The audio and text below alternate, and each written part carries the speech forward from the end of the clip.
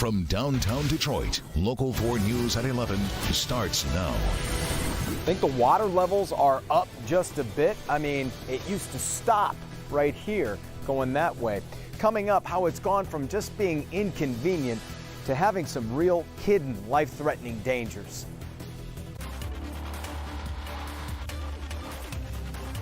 But we begin tonight with breaking news. Detroit police make an arrest in the city's serial killer case, and we were there as one victim's family got the news. I got tingles in my body right now, and my sister upstairs, she knows that us Harrisons, we're not going to give up for nothing.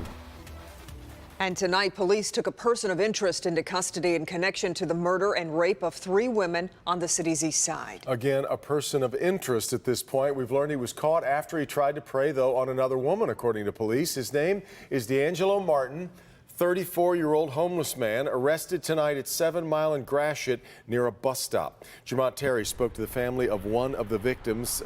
I guess understandably emotional right now. Jermont. Devin, they are emotional but elated to hear that this person of interest is off the streets tonight, and it could not have come sooner. As you mentioned, our sources confirmed that the man fitting the same description that DPD was looking for all day long was spotted earlier today dragging a woman into yet another abandoned house. He's accused of knocking that woman unconscious, and somehow she managed to get away. Then a few hours later at this bus stop here at 7 Mile and Gratiot, police and everyone in the community spotted this man. It's rough when you lose a loved one, especially like this. Yet Tim Harrison has been dealing with the loss of his sister, Nancy Harrison. Police found Nancy's partially nude body inside an abandoned house in March. This week, Tim learned his sister was the first of 3 murders by what Chief Craig called a serial killer who targeted sex workers. I do need to clarify, Nancy Harrison was not a street worker, nor a prostitute, nor a hooker. Tim admits his sister was addicted to drugs. After days of investigating, Detroit police named D'Angelo Martin a person of interest in all 3 murders. I want to ask him why, just like anybody else would ask. Why? While interviewing Tim, news came of this scene near 7 Mile and Gratiot. Detroit police arrested Martin. Someone spotted him near a bus stop. Tim quickly called his father. They got him? They got him. Is it just on the news? I'm here with Channel 4 right now. It's the news the entire family held their breath for. That makes me feel great. I got tingles in my body right now, and my sister upstairs, she knows that us Harrisons, we're not going to give up for nothing. But I'm glad they got him. I hope it is the right guy. And if it's the right guy, I hope he rots in jail. There isn't a prison good enough for anybody like that. As police question Martin, Nancy's father has these words to the man now sitting in custody. You know, you're a coward. Why? Anybody can beat a woman up. And we should point out, when police took Martin into custody here, it doesn't appear that there was any additional incidents, but we should also stress that Martin is only considered a person of interest, so police and also many in this community that spent days looking for clues are telling people to stay alert because the killer could still be out there. Reporting live on the city's east side tonight, Jermont Terry, Local 4. All right, Jermont. Again, a person of interest is a difference between a person of interest and a suspect. Hopefully police will help fill that in on more details as we learn more. Now, tonight's arrest does bring relief, though, as police reveal the possible serial killer and rapist had been preying on women since March. Police say the first victim was found March 19th near I-75 in Coventry. The second in May 24th, the area of Lyndhurst and Shaner. The third victim found just this Wednesday near Mack and Mount Elliott. All of the women were found unclothed. They all appear to have been in their late 40s to mid 50s. We'll continue to bring you updates on this investigation all weekend long on Local 4 and on clickondetroit.com. More breaking news tonight, this time out of Washington. President Trump has suspended his plan to impose tariffs on Mexico. State Department says it's because Mexico has agreed to take strong measures to stop the flow of Central American migrants into the U.S. Officials say Mexico will deploy its National Guard along the southern border and will take decisive action to dismantle human trafficking organizations. As talks continue, the U.S. says it will hold off on the 5% tariff on all Mexican imports set to take effect on Monday. Well, as we head into the weekend, we're expecting pretty perfect temperatures, but there is a problem for people on the east side. Exactly right, and we've been here before. With the rising lake levels, we are once again on flood watch. We've got team coverage of that now with Jason Colthorpe on the water. Let's start things off, though, with Ben and the bigger problems and what to expect. Ben? It's those strong east winds again, guys, and this time, these may be the strongest that we have seen this season, at least in parts of the area. Lakeshore flood warnings take effect at midnight. Parts of Macomb, Wayne, and Monroe counties, not for the entire county, just for those areas that are right along the Lake Erie and Lake St. Clair shorelines. And right now, those wind speeds, really nothing to speak of, about 5 to 10 miles an hour. But you can see from the models by tomorrow morning, those are going to start increasing and coming more out of the east. So that's just going to push that wind or push the water on shore. The speeds increase, especially as we get towards 3 p.m. Could see winds of up to 25 miles per hour, gusting up to 35 at times in Monroe County. Winds a little bit lighter here in Lake St. Clair, but not by much. We'll tell you when that threat goes away and what the rest of us can expect in just a few minutes. Devin?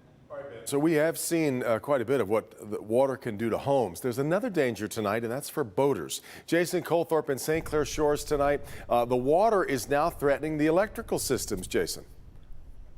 It really is, Devin. I mean, just look exactly where I'm at here on this dock that's already been raised. There's another dock underwater that you can't see here. And the real danger now is the electrical outlets and the cords boaters use that are along the docks. And what happens when this water gets too high, it comes in contact, the water gets electrified, and that's when people can become incapacitated and possibly drown.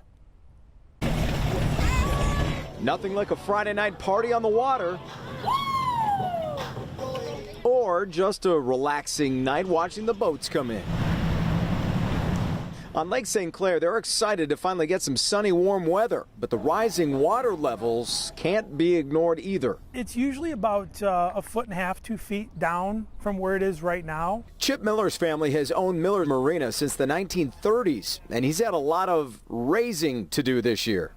We've put a 2x6 down on the original dock and then replanked it. So you got almost 4 inches. We've raised these up. Once this was locked, you could walk up to it. This was all dry land. We could open and close this gate. It's never been this high. Never been this high. Al Olesko and his family have had a boat well at the marina here for 47 years. I've already reset my lines three times this summer already, because of the height of the water. For experts like Chip and Al, the water level is more of an inconvenience, but for others, it could be dangerous. Sometimes when people run their cords along the seawall, you know, if this goes in the water or the water comes up high enough and there's any defect to the cable, that could ground the power into the water. There's been incidences where people get electrocuted in the water, and yeah, it's potentially life-threatening. Yeah, and boaters like Chip would be the first one to tell you they've heard those stories of where this has happened in other areas, and it has had deadly consequences. Now, these guys say, believe it or not, they can handle another 8 to 10 inches of water before it really gets hairy, but they're hoping that doesn't happen. And like Ben said, that wind coming in this weekend is also going to wreak some havoc, so we'll keep an eye on things. In St. Clair Shores tonight, Jason Colthorpe, Local 4. Will do. All right, Jason. A driver was killed and a woman hurt in a crash at a bus stop on Detroit's east side today. Police say a 69-year-old man likely had some kind of medical emergency when he was driving at Kelly and Bringard. He hit the bus stop and a woman who was waiting for the bus. That woman is in critical condition at this hour. Well, it was a love triangle that sparked a killing in cold blood in Macomb County, and now 3 people will spend the rest of their lives in prison. Today, Marcy Griffin, George Ryder, and Eric Gibson were found guilty of first-degree murder. Griffin recruited Ryder and Gibson to shoot and kill Julie Johnson outside of a condo in Warren in 2017. Prosecutors say it was all a case of jealousy because the victim was living with Griffin's ex. Sentencing is set for next month. Runners in Farmington Hills laced up their sneakers to participate in the 8th annual CIPRIANO Classic. The 5-mile race helps cover the medical expenses for the Cipriano family. Back in 2012, Sal Cipriano's brother, Tucker, attacked his family, killing his father and severely injuring Sal and his mother. Well, today the family gathered to kick off the yearly run. Thanks for coming out and helping to make this the best 5K yet. Thank you for coming out and making this the best 5K yet. Dad, this one's for you. Welcome to the 8th annual Cipriano Classic. If you're interested in learning more about the Cipriano family and their amazing journey, visit CiprianoClassic.com. See how that race, look at all the people that are out there. Beautiful. If you're heading downtown this weekend, you need to know about the freeway closures.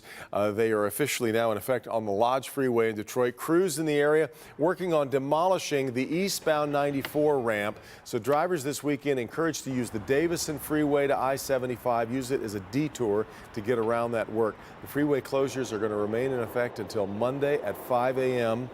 Then starting next Monday, overnight lane closures between the Lodge and Warren Avenue will be in effect, and that will last until July.